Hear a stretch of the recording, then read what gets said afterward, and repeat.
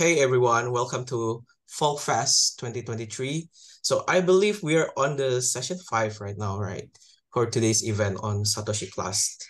So yeah, a little bit intro again for the event for today.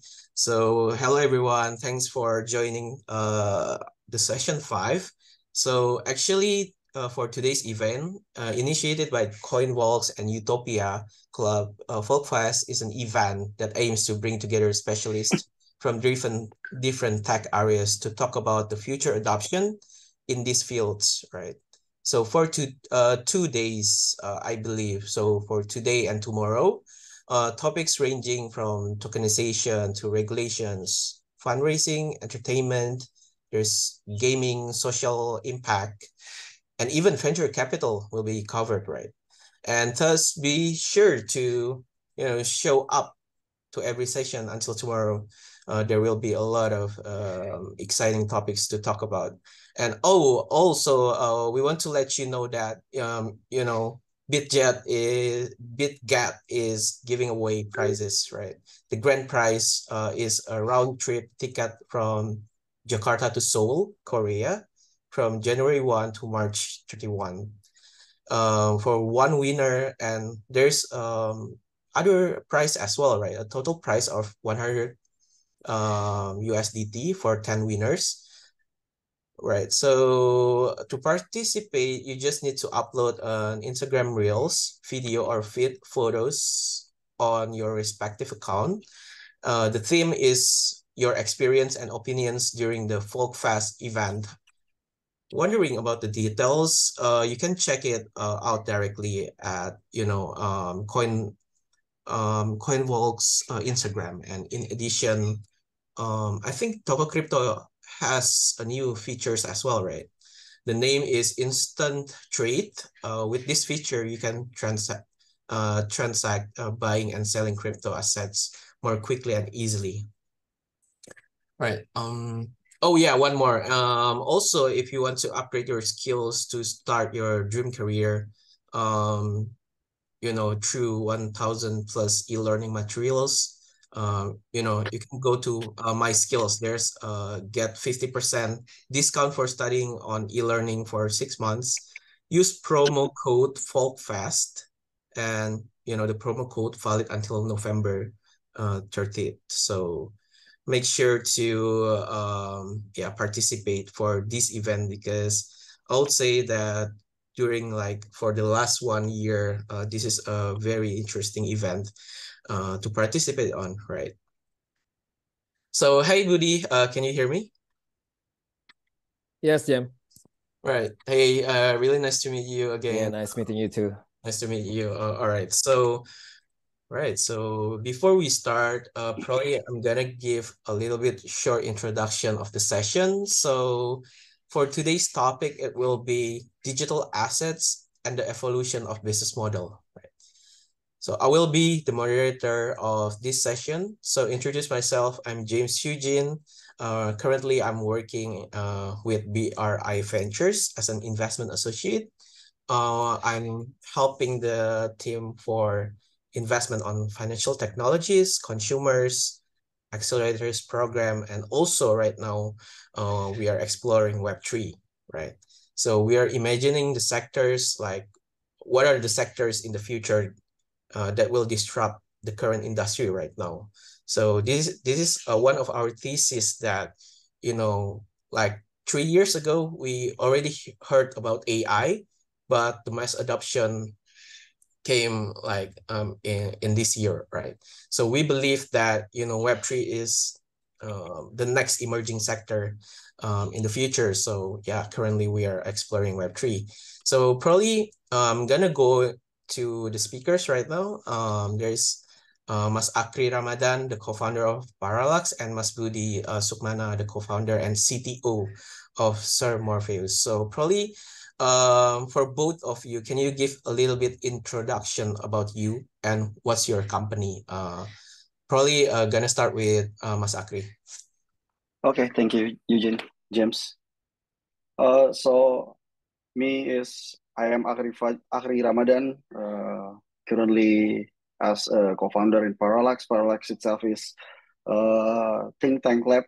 So we are a bunch of developers developing Web3 protocols and also leveraging the protocols into more consumer products. So that's it from me, I think. All right. Thank you, Mas Akri. So we can proceed with Mas Budi. Okay. By the way, James, can I speak in Bahasa or both? Yeah. I mean, feel free. The most convenient for you.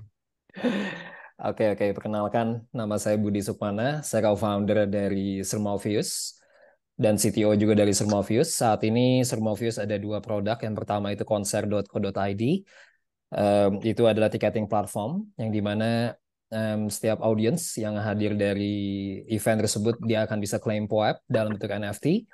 And then second product adalah Normis, normi.is. Itu adalah on and off ramps untuk crypto di Indonesia.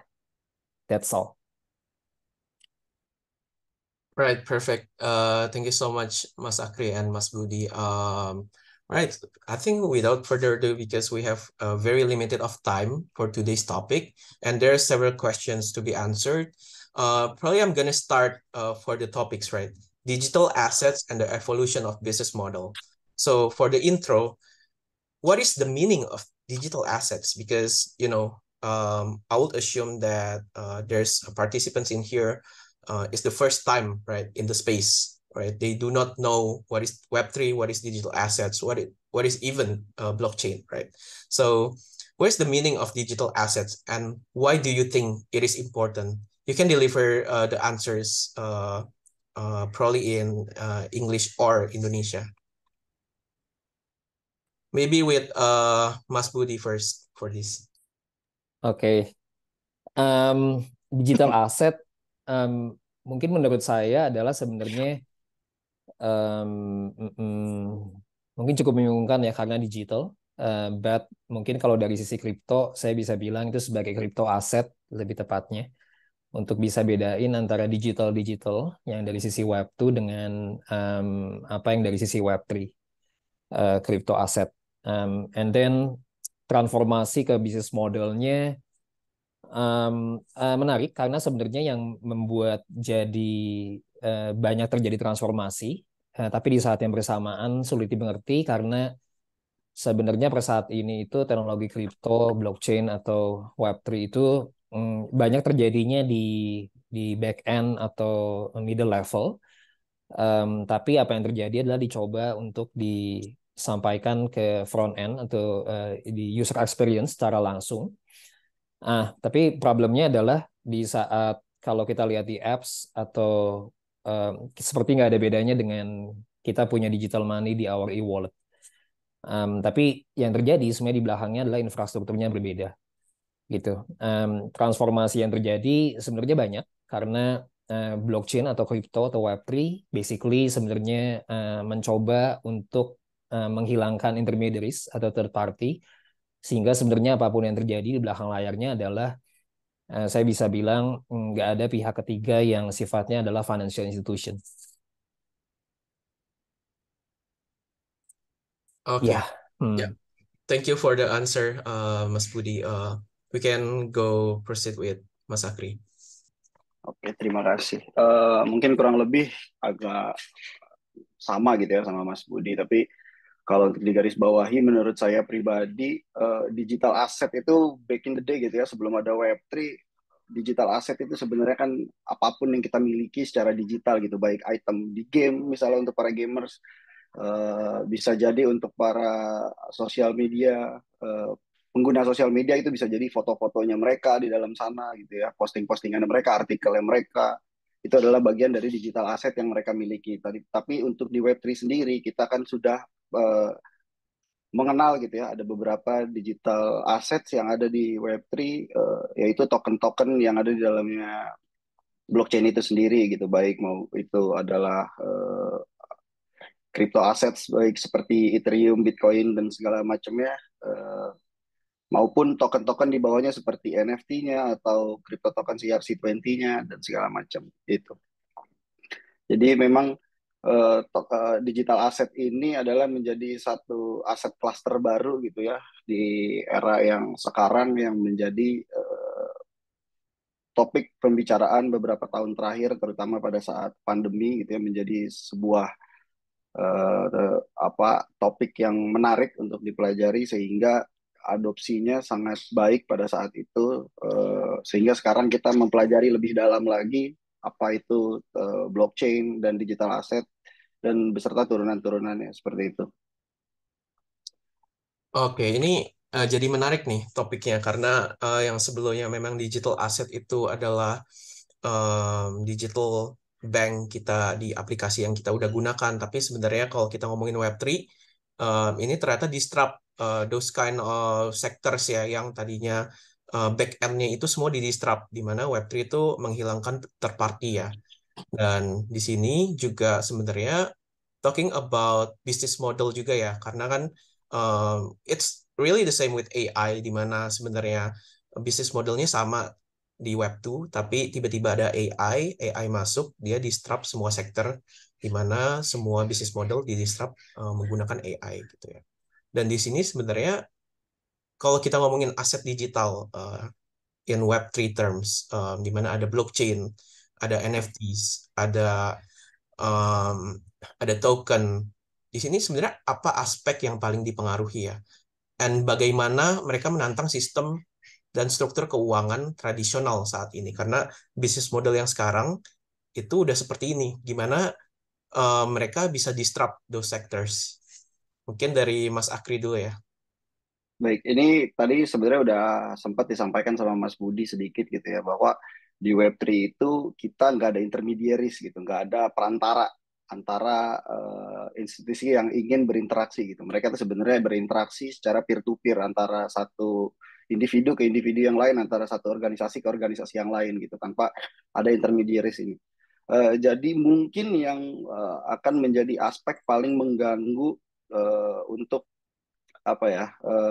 penerapan gitu ya, penerapan Web3 technology pada tradisional market pada saat ini, tradisional sistem pada saat ini itu adalah mungkin karena yang sekarang ini kita terbiasa dengan adanya regulasi gitu ya. Kita harus berjalan di atas regulasi yang ada, sedangkan Web3 sendiri sifatnya menghilangkan third parties gitu, menghilangkan perantara ya, regulasi dan segala macam regulasi yang satu-satunya kita pegang adalah smart contract di mana jika si individu ini memang setuju dengan smart contract itu gitu ya, dia bisa berinteraksi gitu. Tapi kalau enggak ya mereka dibebaskan gitu. Sedangkan regulasi di traditional system kita diharuskan untuk mengikuti regulasi yang ada.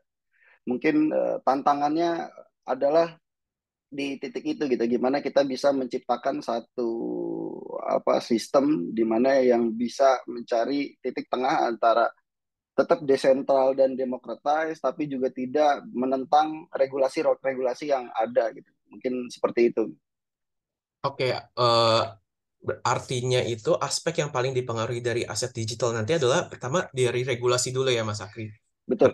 Ya dari regulasi di mana jika nantinya akan ada mass adoption, artinya pemerintah kita mungkin harus membuat regulasi yang khusus terhadap Iya, aset bisa digital. bisa betul, bisa jadi antara regulasinya yang mengejar teknologi yang ada atau mungkin teknologinya yang akan diturunkan untuk menyesuaikan regulasi yang ada gitu. Ini kita yang mungkin nanti kita perlu lihat gitu ya ke depannya gimana tanggapan atau respon pemerintah terhadap perkembangan tentang aset digital di Indonesia terutama gitu ya. Ya, oke ini menarik banget sih karena memang baru-baru aja ya ada berita kalau pemerintah Singapura baru saja ini ya menurunkan, memperketat regulasi cryptocurrency. Iya. Ini berita hari ini ya. Jadi memang ternyata pemerintahnya yang ingin memperketat dulu nih mass adoption gitu. Hmm. Artinya teknologinya diturunin dulu ya. Itu seperti itu. Tapi yang kita lihat kemarin, kenapa tiba-tiba pemerintah kita mencoba meregulasi karena mass adoption tahun 2021-2022 ya. Karena Iya, betul. salah satu user terbesar untuk cryptocurrency saat itu di Indonesia. Jadi pemerintah kita melihat oh banyak banget user yang pakai kripto, makanya mereka ada urgensi untuk membuat regulasi tersebut. Ini hal yang menarik sih. Mungkin nanti akan balik lagi ke Mas Akri, mungkin ingin bertanya pendapat Mas Budi. Sebenarnya kalau nggak regulasi, ada lagi nggak sih Mas Budi sektor yang lain? Yang jadi concern ya atau tantangan ya James. Um, Mungkin tantangan kalau kalau saya merasa di Indonesia itu sebenarnya financial literacy sih. Jadi itu itu berat banget, challenge buat kita semua karena um, in general secara umum kita belum punya habit um, secara financial itu lebih baik dari negara lain ya. In general baik lagi. But terus terang udah lama juga nggak lihat hasil riset tahun ini kayak kayak apa ya ke tahun lalu gitu ya. Tapi comparing like 5 atau 6 tahun lalu mungkin kurang lebih masih sama gitu. Jadi yang terjadi adalah sebenarnya em, apapun ya kalau menurut saya lihat dari regulasi kembali lagi sebenarnya ke end usernya gitu. Tadi Mas Akri ada bilang soal smart contract, yes betul. Smart contract sebenarnya programming atau code business logic yang ada di sebenarnya backendnya Web3 yang sebenarnya di host sama nodes gitu ya, sama peer-to-peer networknya tersebut.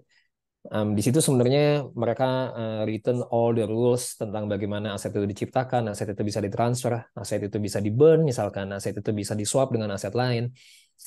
Um, Challenging juga itu satu sisi karena nggak semua orang bisa baca code-nya, gitu ya. Kita mau nggak mau pasti sedikit banyak harus punya some degree of trust sama platform penyedia tersebut. Let's say kalau kita pakai Uniswap, kita pakai OpenSea, kita harus trust sama smart contract di belakangnya sebenarnya.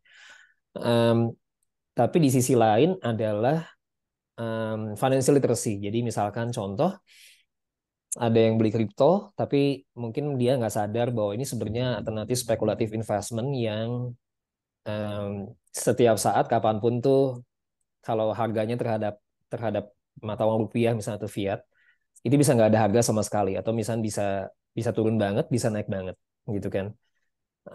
Itu sebenarnya yang lebih challenging menurut saya. Jadi pengetahuan kita tentang uang financials gitu ya sebelum kita memahami sebenarnya apa yang ditawarkan oleh Web3. Karena sebenarnya kalau saya yakin ya dari Mas Akhri, dari tim Paralak sendiri, yang kita dari sisi teknologis itu pasti lebih melihat bahwa the technology is really beautiful gitu ya. Karena sebenarnya cutting a lot of things.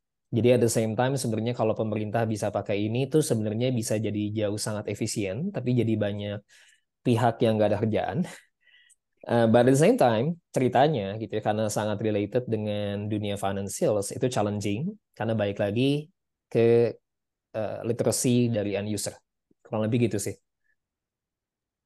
Oke, ini jadi menarik banget ya pembahasannya karena memang financial literacy adalah salah satu concerns kami juga di venture capital dan terutama untuk global venture capital. We've talked to other Web3 khusus bahkan Web3 VCs. Also kalau mereka mau masuk ke suatu negara, mereka memperhatikan kondisi finansial literasi masyarakatnya apakah sudah siap atau belum. Mungkin salah satu contoh tuh yang paling gampang kemarin ya tiket Coldplay gitu bisa kena 5,1 miliar penipuan ya gitu. Dan sebagai pelaku usaha di Web3 kita bisa dengan gampang ngomong sebenarnya ini blockchain menyelesaikan masalah ini. Hmm. Betul kan? Segampang itu kita bisa ngomong karena kita udah pelaku usaha dan kita mengerti gitu. Blockchain bisa solve ini. Tapi kita balik lagi dengan usernya adalah tantangannya kondisi financial literacy masyarakat kita. Apakah mereka bisa pegang digital wallet Web3? Apakah mereka bisa menggunakan wallet mereka sendiri ya untuk dipergunakan? Nah, itu menjadi tantangan selanjutnya sih. Tapi kondisi itu menarik. Kita lanjut untuk makin dalam nih. Kita kupas pertanyaannya terkait ke pertanyaan kedua, yaitu sebenarnya tuh industri-industri apa sih? Bisa nggak kasih contoh satu industri dan kasus penggunaan di mana aset digital memiliki potensi terbesar, jadi potensi paling besar untuk mendorong inovasi dan menciptakan peluang bisnis baru. Jadi potensi yang paling besar ya itu industri apa sih? Seperti itu. Mungkin mulai dari Mas Budi dulu ya. Oke. Sebenarnya ya, kalau menurut saya tuh dari sisi Web3 itu sebenarnya udah mendisrupsi. Hanya memang mungkin newsnya itu rame didengar kalau lagi saat bull market gitu. Kalau lagi bear market nggak terlalu kedengeran. Jadi kayak Mas Akri pasti tahu lah. Kayak Mario itu segala macam dulu lagi di NFT itu sebenarnya udah mendisrupt banget. Jadi kayak seorang kreator bisa menciptakan sebuah digital asset, bisa diperjualbelikan dan bisa mendapatkan royalti yang terus berkesinambungan. Em, di sebuah marketplace yang nggak ada third party-nya. Bisnis logic dari proses lelangnya semua ada di code. Itu udah jalan semua. And some of NFT artists di Indonesia, saya yakin sebenarnya tuh most of them itu udah keluar dari kerjaannya mereka. Mereka sekarang udah full time jadi NFT artis, gitu ya. Dan mereka udah nggak mau kerja lagi nih. Kalau dibilang mendisrupsi, yes, gitu. Karena sebenarnya kreator platform yang mana yang sebenarnya creator itu bisa akhirnya kembali lagi memegang value utamanya, gitu. Jadi dia bekerja gitu ya dengan kesepenuh hatiannya dia dan menggunakan teknologi blockchain. Bukan berarti asetnya nggak bisa di copy paste gitu ya, bisa dipakai sama orang, tapi tokennya kan yang nggak bisa di copy paste. Nah itu sebenarnya udah mendiskusi gitu. Jadi banyak banget. Hanya challenge-nya tadi yang seperti James bilang juga adalah sebenarnya cara makainya yang jadi masih penggunaannya yang masih challenging gitu yang jadi challenging karena mungkin per saat sekarang ya, tapi bukan berarti besok-besok enggak. Kita per saat sekarang kan cara mainnya kita masih harus punya independent wallet, kita masih harus top up dulu. Mungkin itu part of dari normis, kita bisa bikin on off ramp supaya orang top upnya gampang. But I believe kayaknya Parallax juga lagi creating wallet gitu ya, something yang kedepannya hopefully sebenarnya bisa banyak user normis, user normal people, orang awam sebenarnya bisa on board ke Web3 gitu. Mudah-mudahan kayak begitu. Di sisi lain, kalau selain NFT sebenarnya yang didisrupt banyak banget sih. Kalau misalkan kita cukup gila, cukup passionate sama DeFi, sebenarnya all of dari anything financial instruments derivative apapun yang ada di dunia nyata itu di DeFi itu sebenarnya ada semua gitu. Tinggal lebih baik lagi kita sadar sama reward dan risknya aja sih. Oke, oke, thank you Mas Budi. Mungkin dari Mas Akri, dari pengalaman nih, kayaknya Parallax tuh udah lumayan lama ya. Udah dengar company-nya tuh dari 2 tahun lalu gitu. Jadi Ya, mungkin dari Mas Akri, sebenarnya dari pengalaman Mas, ada gak sih sektor yang benar-benar em, ini ya apa? Sektor yang benar-benar aset digital tuh punya potensi paling besar gitu. jadi sebenarnya kalau kita agak mundur sedikit gitu ya, lebih ke blockchain. Kalau kita Parallax sendiri ngelihat blockchain itu sebagai teknologi yang sebenarnya ini bisa solving banyak problems nih gitu. Dengan model transparansinya gitu ya. Karena kita tahu blockchain itu kan sebenarnya open ledger lah. Dasarnya adalah open ledger gitu, pembukuan terbuka. Terus dengan transparansinya gitu ya, immutable dan segala macam sifat-sifat blockchain yang kita lihat itu kita coba riset gitu. Apa sih industri apa yang sebenarnya cocok kita pakai ini? Tapi ternyata setelah kita riset, nggak ada satu industri pun yang nggak bisa adopsi blockchain. Apa tinggal masalah kemauannya aja nih, kemauan si pemain-pemainnya sendiri gitu ya. Misal kita lihat kalau paling dekat gitu ya ke supply chain gitu. Kita tahu betapa cocoknya supply chain kalau adopsi menggunakan blockchain gitu, mengadopsi blockchain.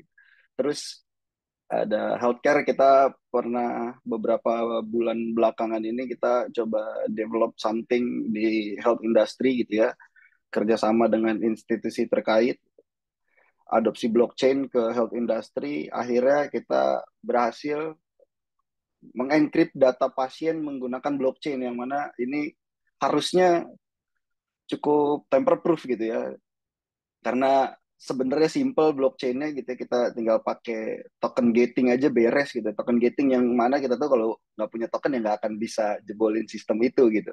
Jadi kan sebenarnya adopsi yang sangat simple yang bisa dilakuin para pelaku blockchain terhadap industri-industri yang memang dirasa perlu gitu ya. Tapi selain itu kita di Parallax itu karena sebelumnya kita lihat gitu ya kalau pengguna user Web2 itu agak sulit pindah ke Web3 karena itu ya user experience-nya sangatlah sulit gitu ya. Agak berbeda dari yang mereka biasa lakukan gitu. Kalau perlu bikin wallet dulu, perlu simpen seed phrase, mereka perlu top up dulu.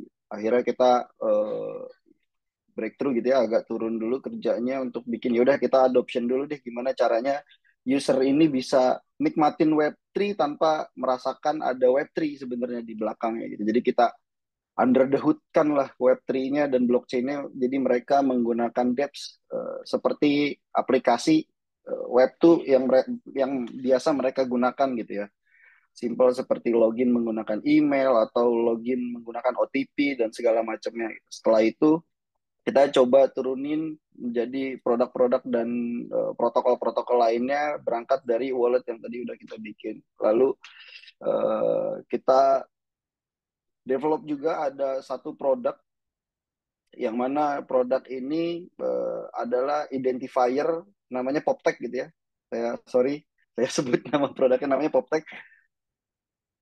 PopTech ini identifier dari physical product yang mana setelah kita lihat ini cocok banget buat FMCG gitu. Terus buat industri kreatif baik mau UMKM atau pemain besar sekalipun gitu ya.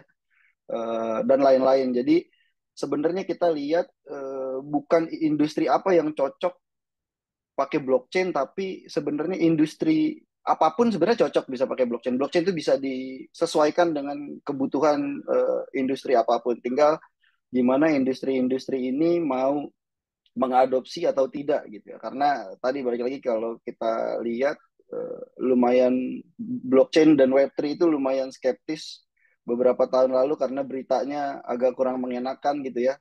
Mungkin itu yang perlu kita benahi gitu bahwa sebenarnya blockchain ini nggak semenyeramkan itu gitu. Bahwa kalau kita lihat blockchain ini nggak melulu tentang kripto dan token gitu ya. Bisa jadi tentang yang lain-lainnya juga gitu. Mungkin itu. Oke, thank you Mas Akri. Mungkin ini jadi hal yang menarik ya kalau untuk follow up kita kita kerucutkan pemikirannya kepada pelaku usaha di mana industri-industri ini mau mempergunakan kripto dan teknologi blockchain nantinya untuk di masa yang akan datang. Nah, mungkin di sini participants ada founder gitu misalkan, beberapa ada yang punya bisnis, ada yang punya ya bisnis dari berbagai sektor. Nah, sebenarnya kita udah tahu kalau misalkan kita ngomongin secara makro ya, secara global.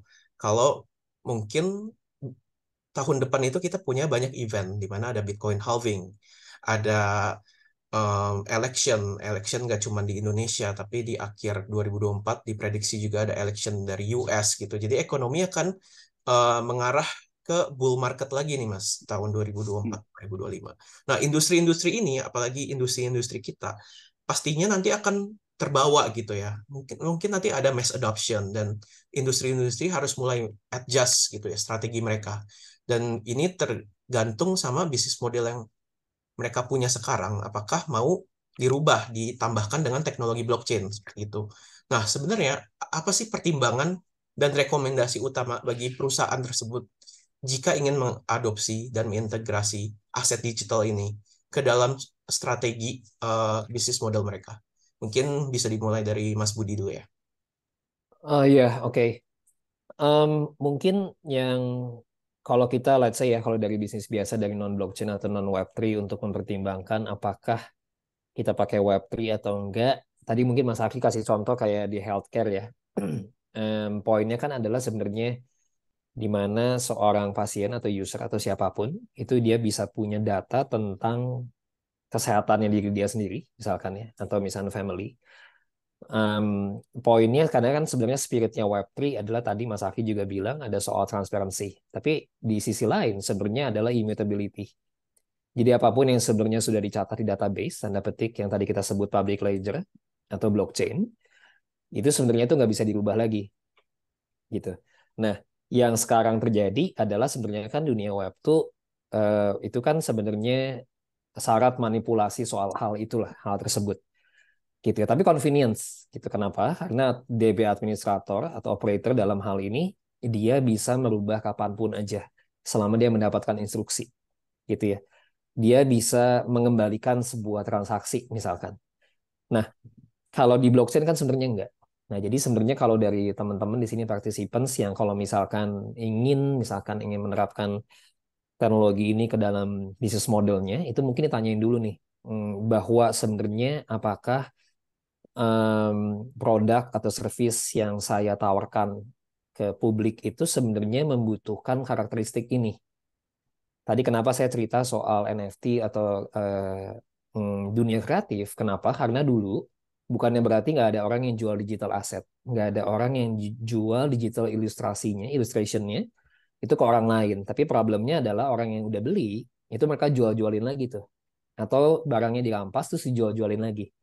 Nah, sehingga muncullah urgensi bahwa sebenarnya bagaimana kalau misalnya ownership dari digital asset ini itu dalam bentuk token, di tokenize, dan kepemilikannya dicatat di sebuah blockchain yang immutable. Nah, sehingga di sisi dunia NFT kreatif itu terjadi, berhasil. Karena memang dunia karakteristiknya membutuhkan itu. Gitu. Di dunia financial sebenarnya berhasil juga.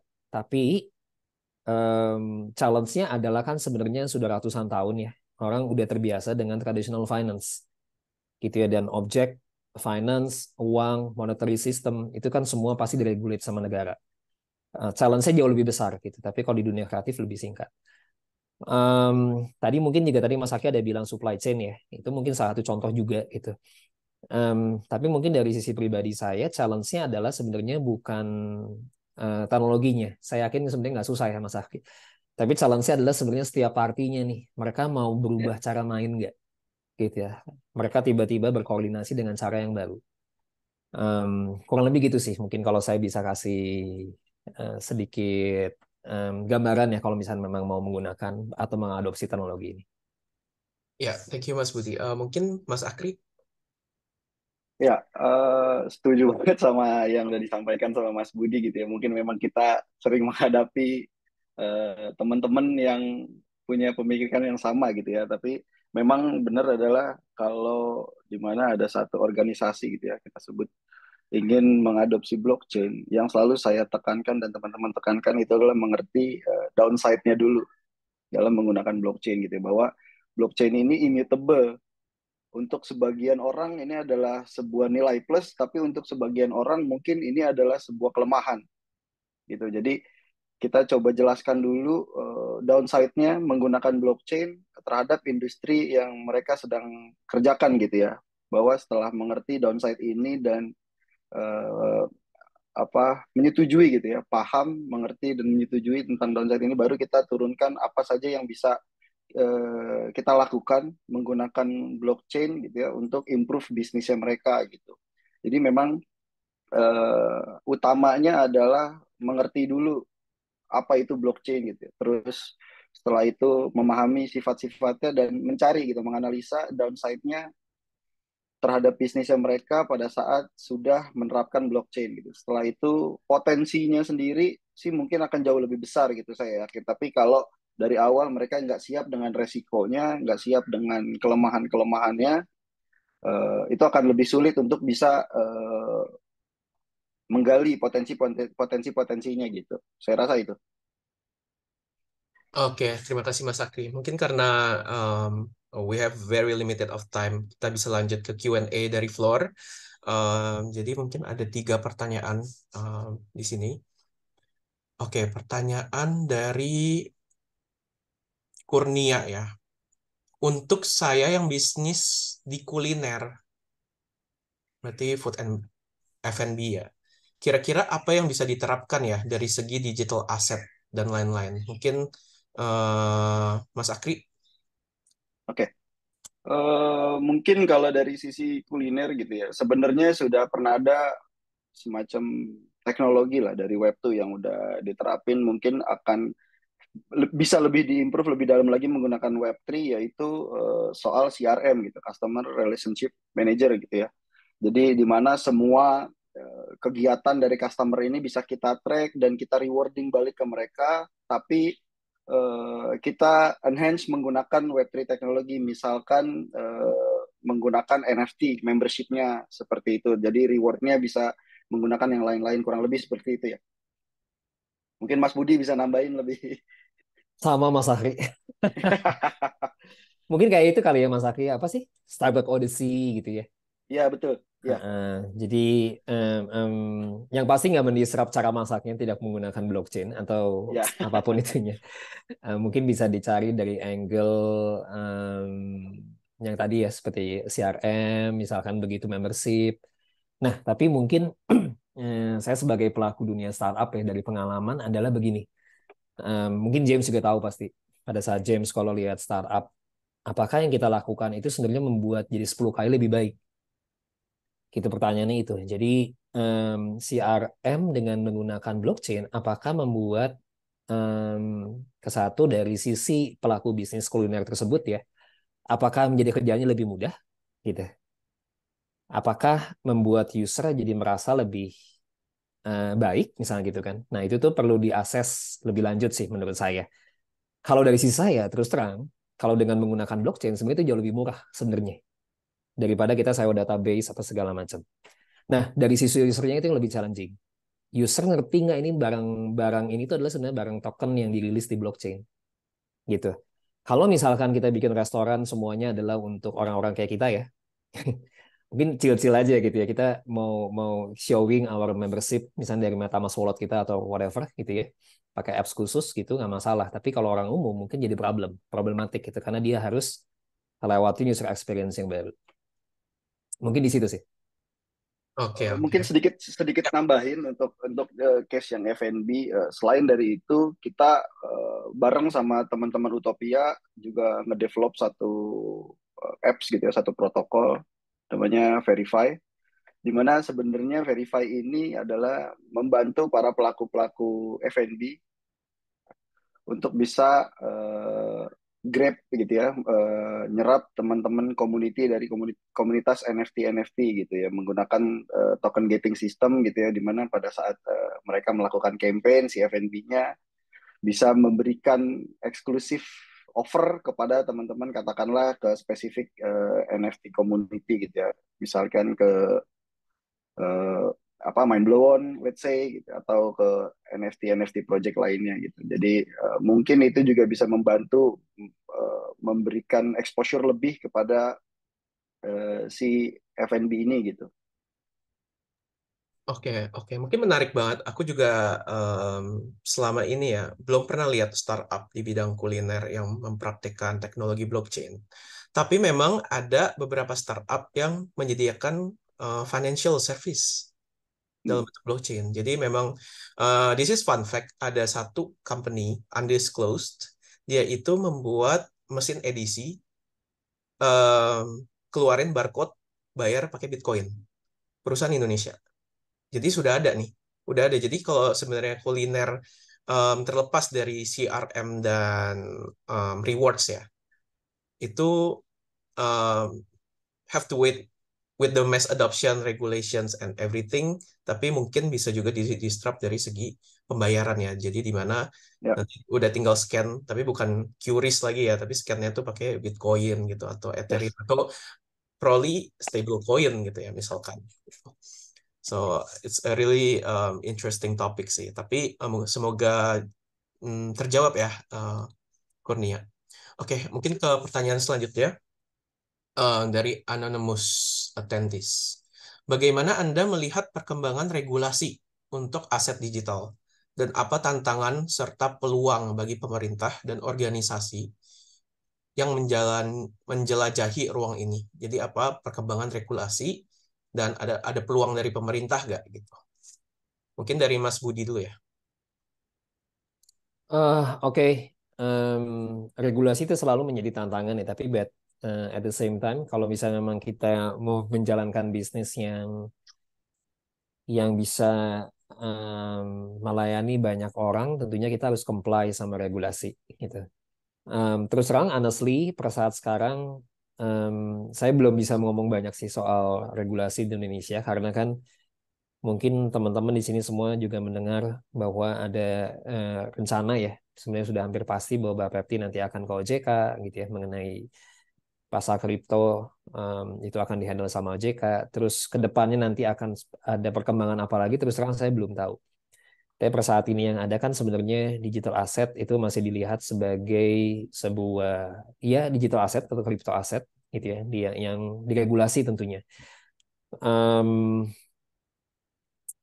eh, ke depannya mungkin kalau yang jadi apa ya, kalau misalnya kita memang mau start bikin bisnis atau apa, itu pastikan bahwa sebenarnya menurut saya ya, ini lagi-lagi pengalaman pribadi dalam menjalankan usaha, itu adalah tetap customer first gitu ya. Kalau misalnya memang itikat kita, niat kita baik, ingin membuat sesuatu yang nanti ujungnya akan diregulasi, jangan buat customer susah, intinya itu aja dulu sih. Dan jangan mungkin bikin produk yang sebenarnya nanti apa ya bahasanya, saya lupa di komunitas tuh ada sebenarnya bahasanya.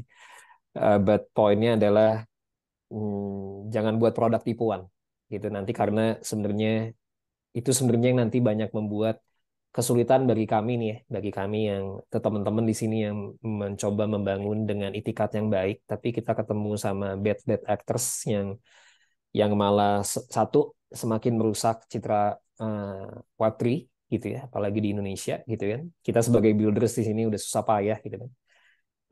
Itu aja sih mungkin yang perlu diingat ya. Jadi kalau misalnya memang itikatnya nilainya baik, mungkin tadi kayak James bilang ya, ada sebuah perusahaan yang ternyata udah begitu, mungkin tapi regulasinya mungkin belum align. Tapi who knows, kita nggak tahu gitu. Ya, alright. Oke, mungkin dari Mas Akri. Kalau dari saya gitu ya ngelihat perkembangan regulasi, kalau ngelihatnya sendiri mungkin dari pertama kali mass adoption di Indonesia gitu ya beberapa tahun lalu, saya rasa pemerintah itu melakukan respon reaktif terhadap sebuah fenomena yang sedang terjadi gitu, bahwa sebenarnya tujuannya adalah untuk menjaga masyarakat gitu ya. Saya yakin dan saya percaya bahwa regulasi itu diciptakan untuk menjaga kenyamanan dan keamanan para masyarakat, dan saya rasa dan mungkin gitu ya, dan diharapkan juga pemerintah ini sedang mengkaji lebih dalam tentang digital asset yang mana nanti diharapkan hasilnya bahwa regulasi ini berdampak positif pada perkembangan market tentang aset digital di Indonesia gitu ya. Untuk tantangannya sendiri mungkin ya sekarang kita di Indonesia ini mungkin pemainnya nggak begitu banyak, terutama di sektor Web3 gitu ya, tentang kripto dan digital asset NFT dan segala macamnya. Mungkin tantangannya itu adalah pemerintahnya ini agak sulit mendapatkan sumber yang bisa diandalkan dan dipercaya gitu ya untuk membantu mereka menentukan regulasi yang tepat proporsinya gitu. Kurang lebih itu. Oke, terima kasih Mas Akrian Budi. Ini jadi hal yang menarik ya kalau kita ngomongin em, salah satu contohnya mungkin bursa kripto gitu ya. Mungkin bursa kripto. Sebenarnya kan kita menjadi salah satu negara negara pertama yang mempunyai bursa kripto di dunia gitu ya. Dan em, ter, ter- nggak ada kondisi ideal gitu. Jadi nggak ada ideally how should bursa kripto works gitu ya. Jadi ternyata pemerintah kita memang berkacanya kepada bursa saham seperti itu kan. Ya. Karena nggak punya partner yang mereka bisa percaya dulu nih. Jadi mungkin ke depannya mungkin kalau misalkan ada strategic partner gitu ya dari mungkin dari luar, dari um, event lokal, mungkin semoga peraturannya bisa dikembangkan dengan lebih baik sih karena memang sebagai pelaku usaha dan dari segi pemerintah juga merangkul ya pelaku usaha. Jadi merangkul pemain Web3 di Indonesia termasuk crypto exchange, DEX untuk duduk bareng ya. Jadi mereka tidak semena-mena di atas doang nih, tapi mereka turun juga gitu. Oke, mungkin satu pertanyaan lagi dari floor, dari Mas Heru. Kalau kita ngomongin utility NFT, tahun depan itu menurut narasumber, utility apa yang akan ramai di develop di industri?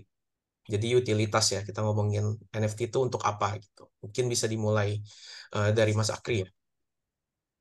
Oke, baik. Kalau utility NFT sendiri, jadi saya pribadi sejak awal melihat NFT itu emang sebagai protokol gitu ya, bahwa ini adalah unique token dan sebagai identifier gitu, identifier yang bisa dipakai untuk macam-macam gitu. Terlepas dari nilai yang melekat pada token tersebut, terlepas dari nilai apapun gitu ya, aset apapun yang melekat pada token tersebut, bahwa memang NFT ini atau ERC-721 adalah dasarnya protokol yang sifatnya unik. Jadi lanjutannya adalah itu yang seperti tadi saya udah sebut sedikit tentang PopTech. Kita lagi develop PopTech, yaitu sebenarnya adalah physical bound token, di mana NFT ini melekat pada physical goods gitu ya, seperti baju mungkin, atau lukisan, atau apapun, barang-barang FMCG gitu ya, misalnya kosmetik. Jadi penerapan NFT pada physical goods ini yang nantinya kita harapkan menjadi suatu habit yang baru, karena sifatnya yang tadi unik gitu ya, kita bisa jadikan dia anti counterfeit misalnya gitu ya.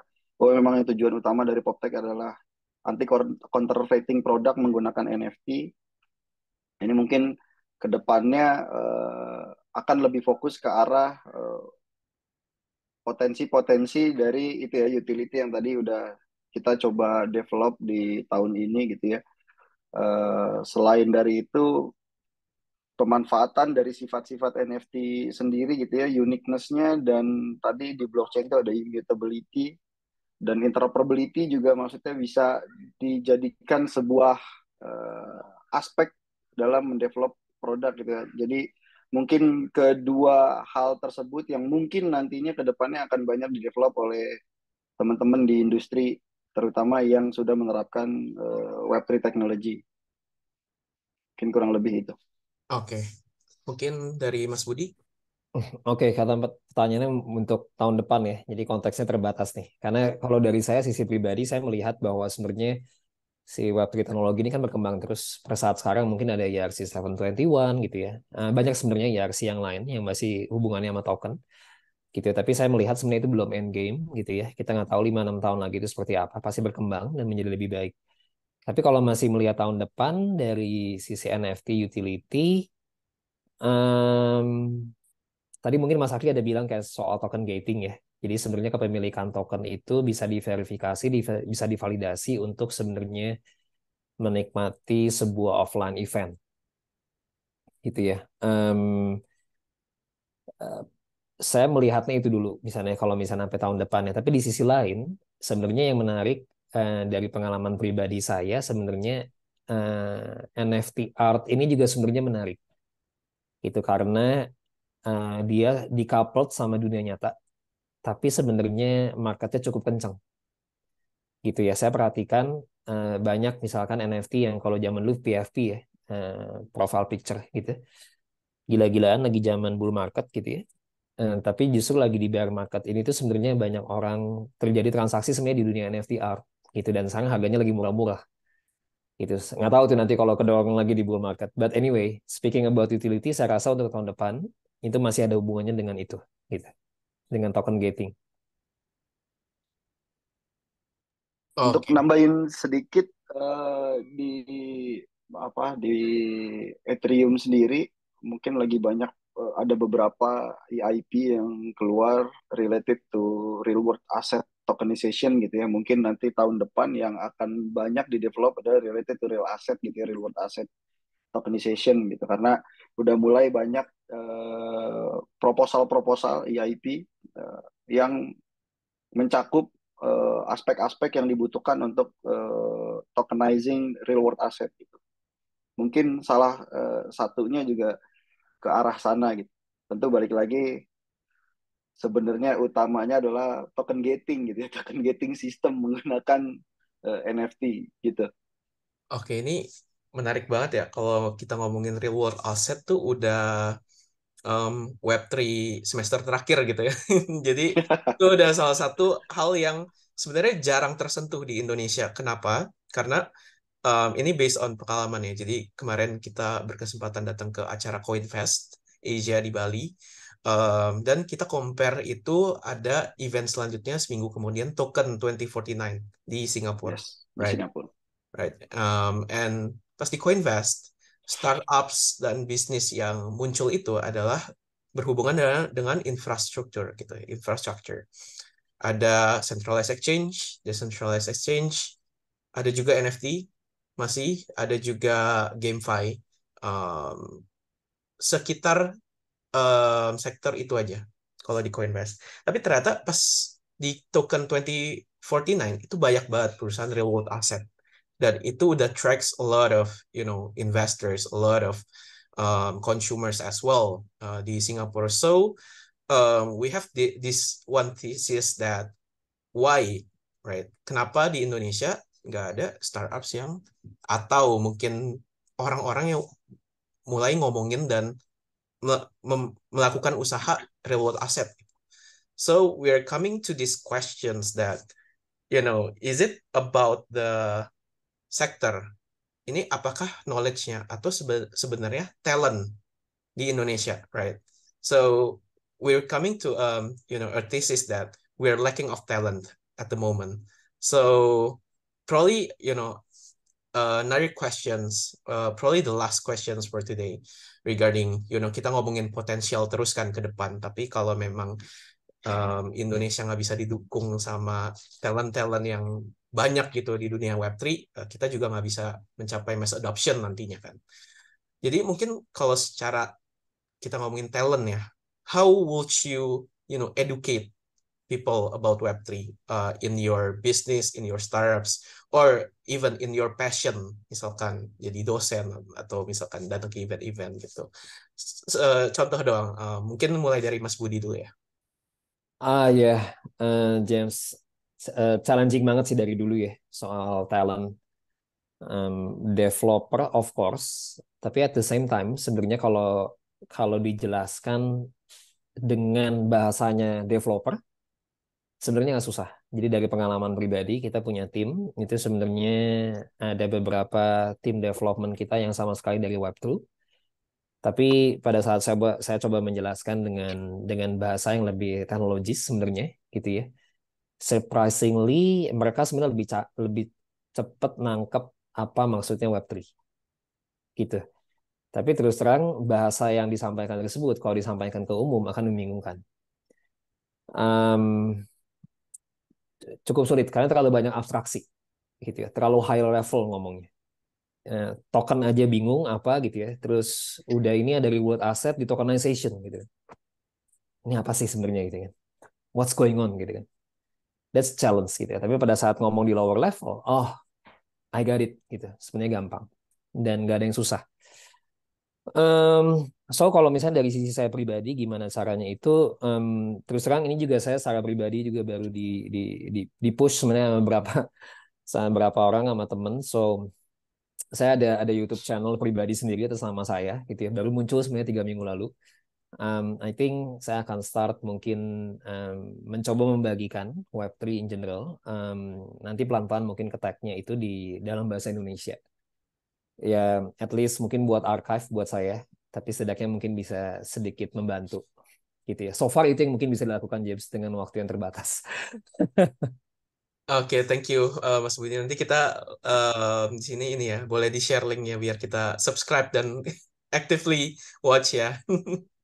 Oke, mungkin ke Mas Akri ya. Oke, kalau dari kita sendiri sih sebenarnya kita lagi coba develop produk gitu ya, di mana Web3-nya ini under the hood supaya orang tuh nggak takut dulu kenal Web3 gitu ya. Karena sebelum dari situ kita tuh di tim mostly nurturing gitu ya, nurturing tim bahwa kita yang kita hire, yang kita rekrut adalah bukan yang Web3 native developer gitu, bahwa mereka ini sebenarnya adalah Web2 developer. Kita coba nurture bahwa sebenarnya nggak sesulit itu soal talent gitu ya. Jadi yang coba kita develop adalah produk yang menyembunyikan Web3 agar orang tuh coba dulu pakai dan rasain manfaat dan kelebihan dari Web3 technology gitu ya. Setelah itu biasanya kalau kita diskusi dengan Web2 developers, mereka baru mulai memahami. Oh ini tuh bedanya di sini. Oh Web3 itu gini. Oh ternyata Web3 itu nggak sesulit yang mereka bayangkan gitu. Mungkin karena di sini kita minim literasi tentang teknologinya gitu ya, tentang teknologinya sendiri gitu ya, bahwa yang mereka lihat adalah blockchain, developing a blockchain gitu ya, bukan developing di atas blockchain. Kalau develop blockchainnya memang sulit gitu, tapi developing solidity itu nggak sesulit yang yang sebenarnya dibayangkan gitu. Jadi memang sebenarnya uh, beratnya adalah di sana gitu. Jadi kita coba nurturing orang-orang baru terus gitu kali ya. Kalau Parallax lagi membutuhkan talent-talent freelance gitu ya, katakan kita tuh memang ambilnya yang web tuh kita coba nurturing dulu sebisa kita itu, nanti setelah mereka selesai project dari kita, at least mereka bawa bekal baru gitu ya, a little bit knowledge about Web3 yang nanti mereka bisa kembangkan, paling tidak mereka bisa tahu belajarnya mulainya dari mana dulu gitu ya, untuk memahami basic-basicnya, untuk memahami apa yang perlu dipahami dulu gitu. Mungkin dari saya itu. Oke, mungkin masih ada sedikit waktu lagi untuk kita elaborate ya pertanyaannya ini. Mungkin kalau dari Mas Akri itu dari sisi teknologinya ya, dari sisi Ya, developersnya, mungkin di sini ada gap ya sebenarnya. Mungkin ada potential gap di mana, oke, secara developers ngerti nih harus kayak gini, tapi secara bisnis, tapi secara marketing, jadi masih ada, mungkin ada gap gitu. Jadi developers tahu gimana cara buatnya, tapi nggak tahu cara masarin keluar atau masarin ke mass adoption biar dipakai semua orang itu seperti apa. Mungkin ada between those gap of talent. Jadi mungkin talent developers ada, tapi sebenarnya talent-talent yang sebenarnya ngerti real world asset tuh untuk apa, dipakai untuk apa, channelnya ke sini, channelnya ke sana. Dari segi mungkin bisnis, marketing, itu ada isu gak sih Mas Akri dan Mas Budi ya di bagian sana? Karena mungkin dari pelaku usaha, dari apalagi dari segi developers ya, karena kan untuk ngomongin blockchain developersnya itu it's a must gitu karena dia yang kerjain back end-nya. Tapi untuk orang front end-nya itu sebenarnya ada gap di sana nggak sih? Mungkin dari uh, itu ya. ya kalau saya ngelihatnya gitu ya, mungkin untuk mass adoption itu kita agak-agak tricky lah ya, agak-agak tricky, di mana mungkin nggak memerlukan talent khusus yang jago di Web3 terus jago marketing juga gitu. Sebenarnya memang perlu strategi khusus untuk membawa produk Web3 ini ke market gitu ya. Adopsi yang kita coba lakukan pertama itu adalah melalui wallet tadi, di mana kita coba sembunyiin semua teknologi-teknologi sophisticated di dalamnya gitu ya. Kita sembunyiin semua Web3-nya, kita sembunyiin semua blockchain-nya, bahwa si user ini menggunakan, hanya kita ajarkan bahwa kalau kalian pakai ini, kalian bisa begini loh, kalian produknya bisa diginiin loh, kalian nanti turunannya bisa seperti ini loh, kalian bisa kayak gini. Jadi mereka memang fokus kepada manfaatnya adopsi blockchain gitu, daripada pusingin soal blockchainnya sendiri gitu. Kita coba mass adoption lewat jalur sana, dan alhamdulillahnya ada beberapa industri yang udah mulai mau coba adopsi gitu ya. Dan mungkin harapannya setelah ini gitu ya, amplifying lewat lain-lain yang industri-industri lainnya gitu. Ya mungkin dari Mas Budi. Oke, kalau misalnya dari sisi developers yang saya perhatikan tuh sebenarnya gap terbesar tuh sebenarnya language barrier gitu ya. Banyak dokumentasi itu bukan berarti nggak ada bahasa Indonesia, tapi sayangnya kebanyakan orang Indonesia malas baca. Em, Kedua, banyak sebenarnya dokumentasi yang bagus itu dalam bahasa Inggris gitu ya. Itu agak problematik saya perhatiin. Udah malas baca, tambah susah baca bahasa Inggris. Jadi nggak ngelakuin apa-apa gitu ya.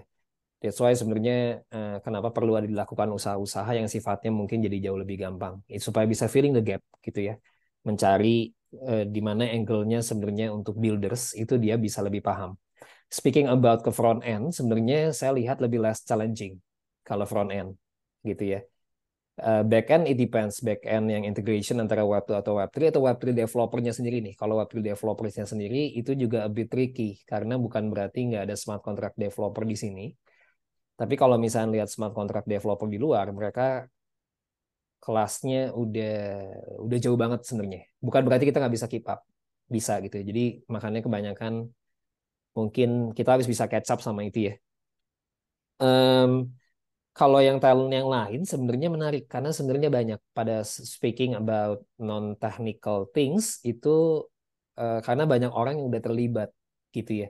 Tapi yang jadi challenge-nya juga yang saya rasain adalah sebenarnya kita speaking dengan different language. Yang orang satu ngomong ini sebenarnya sama aja sih yang diomongin. Hanya bahasanya beda. Nah, itu yang problem.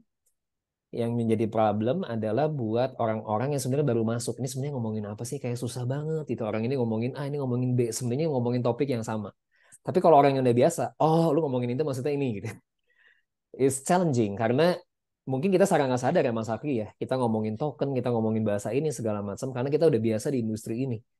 Tapi once kita benar-benar ngobrol sama orang normis gitu, orang normal people banget, itu challenging banget buat ngejelasin itu satu-satu.